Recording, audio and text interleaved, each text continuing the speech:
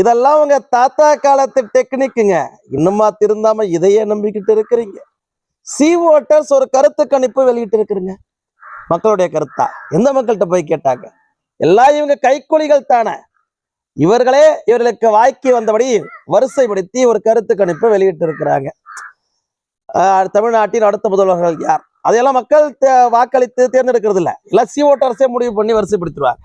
அப்படியே ஒரு வரிசைப்படுத்தி முதலாளிக்கு நோகாம முத்து முத்தா அச்சிட்டு வெளியிட்டு இருக்கிறாங்க.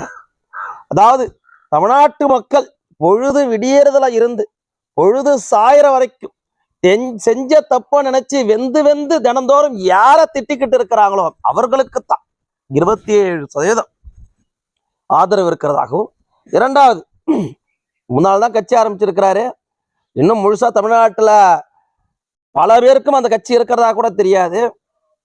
இன்னும் கிளை கட்டமைப்பு கூட கிடையாது. ஒரு தேர்தலை கூட சந்திக்கல. அந்த கட்சியினுடைய தலைவருக்கு இல்லை இந்த படத்துக்கு மார்க் போடுவாங்கல்ல, இந்த ஆனந்த விகடன்ல இந்த 100க்கு 35 மார்க் 40 மார்க் போடுறதா நினைச்சுக்கிட்டாங்களாட்டிருக்கு. அவருக்கு ஒரு 18 விழுக்காடு போடு, போடு, என்ன வந்துச்சு, இதெல்லாம் நம்ம செட் பண்றது தானே. அடுத்த முன்னாள் முதலமைச்சர் எடப்பாடி பழனிசாமிக்கு அதிமுகவுக்கு ஒரு 10, அடுத்து அண்ணாமலைக்கு ஒரு 9 அப்படின்னு போட்டுருக்குறாங்க. மிச்சம் ஒரு 36 இருக்கு. அது மற்றவை. எப்பயுமே மற்றவையே உங்க பாமகவுக்கு தான் ஒதுக்குவாங்க. ஏன்னா அம்மையார் ஜெயலலிதா அவர்கள் உயிரோடு இருந்த போதும், கலைஞர் கருணாநிதி அவர்கள் உயிரோடு இருந்த போதும் தனித்து தேர்தலை திராணியோடு சந்தித்து பலருடைய முகத்திரையை கிழித்தெறிந்து தனித்த வல்லமையோடு 5.7 விழுக்காடு வாக்குகளை பெற்ற போது பாட்டாளி மக்கள் கட்சி அவங்க மற்றவை தான் பதிவு பண்ணாங்க. அப்படியாக இந்த மற்றவையில பாட்டாளி மக்கள் கட்சிக்கு பெருமங்கா இருக்கிறதா தான் நம்ம கருதணும். அப்ப 27 தாண்டி 36 இருக்கு. இப்ப 27 தாண்டி 73 விழுக்காடு மக்கள் முக ஸ்டாலின் விரும்பல என்பது வெட்ட வெளிச்சம். அதை தாண்டி 27 தாண்டி ஒரு 36 ஒண்ணு இருக்கு அப்படின்பது ஒரு ஓரம் இருக்கட்டும். சரி, இப்ப எதுக்கு இத நேத்தி தாவாக்கா விஜய் பொதுக்குழு கூட்டம் முடிஞ்ச கையோட இது வந்திருக்கு? இது விஜய் என்ன சொன்னார்? அடுத்த தேர்தல்ல திமுகவுக்கும் டிவிகவுக்கும் தான் போட்டி. என்ன இது, என்ன உதயநிதி ஸ்டாலின் படமும் விஜய் படமும் தீபாவளி பொங்கலுக்கு ரிலீஸ் நினைச்சுக்கிட்டாரா? இந்த வசூல் போட்டி நினைச்சுக்கிட்டாரா? புரியல, எங்களுக்கு எல்லாம் புரியல. ஒருத்தவரை எப்பயா வீட்டுக்கு அனுப்பலான்னு மக்கள் காத்துக்கிட்டு இருக்கிறாங்க தேர்தல் தேதிக்காக. இன்னொருத்தவரை இப்படி ஒருத்தர் கட்சி தொடங்கி இருக்கிறாரா அப்படின்னு அவர்கள் பார்த்துருக்காங்க. எல்லாம் சர்க்கார் டூவுக்கும் பிகில் டூவுக்கும் பார்த்துட்டு இருக்கிறாங்க. நம்மளுமே கூட ரசிகர்கள் தான். விஜய் படம் வந்துச்சுன்னா முதல் நாள் டிக்கெட் எடுத்து கூட பார்ப்போம். ஆனால் இவர் களத்துக்கு சரியா இருப்பாரான்னு மக்கள் சிந்திக்க தொடங்கி இருக்கிறாங்க. ஏன்னா எம்ஜிஆர் காலத்துல இருக்கிறாங்க. எம்ஜிஆருக்கு பின்பாக எந்த ஒரு நடிகரும் சோபிக்கல. ஆனால் தமிழ்நாட்டை இத்தனை ஆண்டு காலமாக நடிகர்கள் கட்சி தொடங்கி தான் அழிச்சிட்டு இருந்தாங்க. அவர்களுக்கு மாற்றாத்தான் பாட்டாளி மக்கள் கட்சி மக்கள் போராட்டத்தினால மக்களுக்காக காலத்தில் நின்று ஒரு கட்சி உயிர்ப்போடு தமிழ்நாட்டு அரசியல் வரலாற்றுல சினிமா பின்புலம் இல்லாம உயிர்ப்போடு 40 ஆண்டு காலத்திற்கு மேலாக ஒரு கட்சி இருக்குன்னா பாட்டாளி மக்கள் கட்சி மட்டும். அப்படியாக ஒரு கட்சிகள்லாம் இங்க வளர்ந்து வந்துட்டு இருக்கும் போது கூட பாட்டாளி மக்கள் கட்சி தினம் தினம் தீவிரமாக திமுகவை எதிர்த்து வந்து கொண்டிருக்கின்ற போது திமுகவுடைய எதிர்ப்பு ஓட்டுகள் பாமகவிற்கோ மற்ற அதிமுக பாஜக சீமான் போன்ற திமுக எதிர்ப்பவர்களுக்கு சென்றுவிடக் கூடாது என்பதற்காக இவர்கள் செய்யக்கூடிய சிட்டிங் தான் இதெல்லாம், வேற ஒண்ணுமே இல்லை. திமுக என்ன பிளான் பண்ணி வச்சிருக்கு?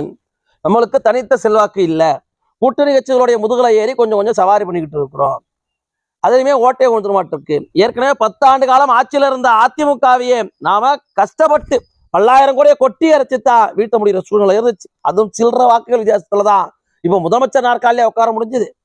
அடுத்த தேர்தல் அதுவும் ஆட்டம் கண்டுடும். அதற்கு என்ன செய்யணும்? எதிர்ப்பு வாக்குகளை நாம சுக்குநூறா உடைக்கணும் என்றுதான் திமுக விஜய பி டீமா களத்துல இறக்கி விட்டு இருக்குது என்பது இலைமறை காய்மறையாக அத்தனை பேர் கணிச்சு வச்சிருந்தாங்க. அது இன்னைக்கு உறுதியாயிடுச்சு. அது இன்னைக்கு அப்பட்டமாக உறுதியாயிடுச்சு. விஜயை இறக்கி வைத்திருக்கக்கூடியது திமுக தான். திமுக தன்னுடைய எதிர்ப்பு வாக்களை சிதறடிப்பதற்காக விஜய கையில் எடுத்திருக்கு. அதுதான் உண்மை. அதுதான் 100 விழுக்காடு உண்மை. இந்த நேற்றைய விஜய் பொதுக்குழு கூட்டத்திற்கு முன்பாக இன்னைக்கு சி ஓட்டர் சொல்லிட்டு இருக்கக்கூடிய இந்த கருத்து கணிப்பின் மூலமாக நாமால யூகிச்சுக்க முடியுது. ஆனால் ஒரு விஷயத்த திமுக புரிஞ்சுக்கணும். திமுகவுடைய வரலாற்றை எடுத்து பார்த்தாலே தெரியும். ஒருபோதும் கூட்டணி தயவின்றி அவர்கள் ஆட்சி முடிச்சது இல்லை. ஒருபோதும் கூட்டணி இல்லாம அவர்கள் தனித்து நின்னது இல்லை. ஏன்னா அதிமுகவோடு ஒப்பிடுகின்ற போது திமுக ஒண்ணுமே இல்லாத ஒரு கட்சி. அதிமுக வாக்கு வங்கி பலத்தோடு ஒப்பிட்டால் திமுக 1/2% கூட இருக்காது. அவர்கள பாதி கூட இருக்காது. ஏன் தனித்து நின்றால் திமுக சீமான் கூட போட்டி போடுவாரா என்பதே ஆச்சரியமான ஒன்று. பாட்டாளி மக்கள் கட்சி 3 முறை 4 முறை தேர்தல் தனித்து செஞ்சிருக்கு. 35 ஆண்டு காலம் வரலாறு கொண்ட கட்சி. ஆனா 75 ஆண்டுகள வரலாறு கொண்ட திமுக 62க்கு பின்பாக தனித்தே நிற்கல. தனித்து நிற்க திராணியம் அவர்களுக்கு இல்லை, ஏன்னா அவர்களுடைய வண்டவாளம் அவர்களுக்கு. இப்படியான கட்சி இப்படியான சித்தி வேலைகளை செஞ்சுதான் ஆட்சியில அமர்ந்துடலான்னு ஒரு கணக்கு போடுறாரு.